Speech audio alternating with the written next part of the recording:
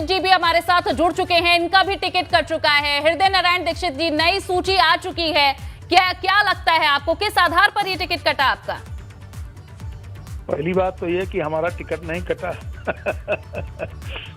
हमारा टिकट नहीं कटा। हम 3 महीने पहले जब 75 के हुए तो माननीय अमित शाह जी के ऑफिस में जाकर मैंने कहा था कि मैं 75 वर्ष का हो गया हूं और अब ये काम समाप्त, हमारा चुनाव लड़ने का, बाकी पार्टी में काम करेंगे।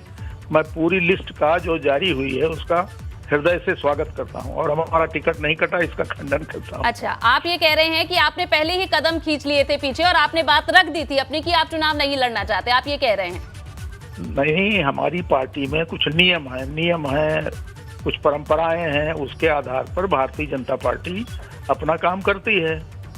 तो मैंने हाथ नहीं खींच लिए थे, मैंने माननीय अमित शाह जी के कार्यालय में जाकर उनसे समय लेकर अपनी उम्र की चर्चा की थी कि मैं अब इतने साल का हो गया हूं और चूंकि पार्टी में परंपरा है कि जब 75 कोई पार करेगा तो उसे दूसरा काम बताया जाएगा, जिस योग्य वो होगा। अच्छा, हमारी पार्टी तो आपके तो ठीक है, अब हम आपको किस भूमिका में देखेंगे इन चुनावों में? फिर अभी तो हम विधानसभा के अध्यक्ष हैं, नई विधानसभा बन जाएगी, अध्यक्ष चुन जाएगा, उसके बाद हम खाली होंगे और जब खाली होंगे तो आप लोगों के साथ गपशप होगी, कुछ तो कुछ निकलेगा ही। चलिए ठीक है, तो आपके अनुभव से क्या कुछ हम चुनावों के बारे में जान सके ये भी आपसे जानते रहेंगे। हमारे ब्यूरो चीफ है वीरेश पांडे जी, वो आपसे कुछ पूछना चाहते हैं। वीरेश जी। हाँ,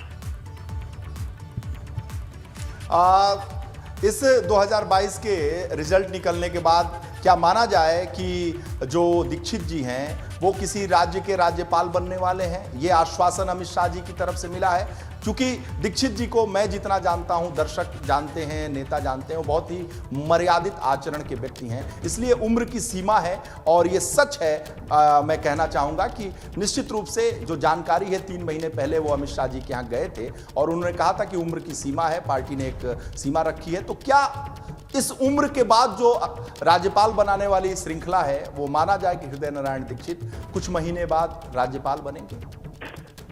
सारी चीजें केंद्रीय नेतृत्व तय करेगा। वो मुझे कहेगा कि पार्टी में काम करना, संगठन में काम करना, तो संगठन में काम करूंगा।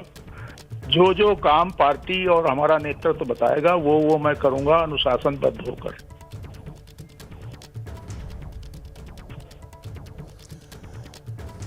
हेलो, ठीक, हृदय नारायण जी, आप कह रहे हैं कि जो कुछ पार्टी की तरफ से दिया जाएगा जिम्मेदारी के तौर पर उसे आप निभाएंगे, लेकिन ये भी बताइए कि कई बड़े नाम हैं, चेहरे हैं जिन पर उम्मीद जताई जा रही थी कि सूची में उनका नाम शामिल होगा, किस तरह से इन चीजों को रखना चाहेंगे? स्वाति सिंह का टिकट कट चुका है, तो कैसे आप इसे रखना चाहेंगे जनता के सामने? बहुत गहन और सभी पहलुओं पर विचार करके हमारा केंद्रीय नेतृत्व, पार्लियामेंट्री बोर्ड टिकट तय करता है। तो इसमें ये सोचना कि इनका टिकट कट गया, उनका कट गया, ऐसा नहीं। केंद्रीय नेतृत्व बहुत सम्यक विचार करता है और आज की सूची भी यही संकेत देती है कि बहुत सम्यक और गहराई से, पूरे विवेक से निर्णय लिया गया है।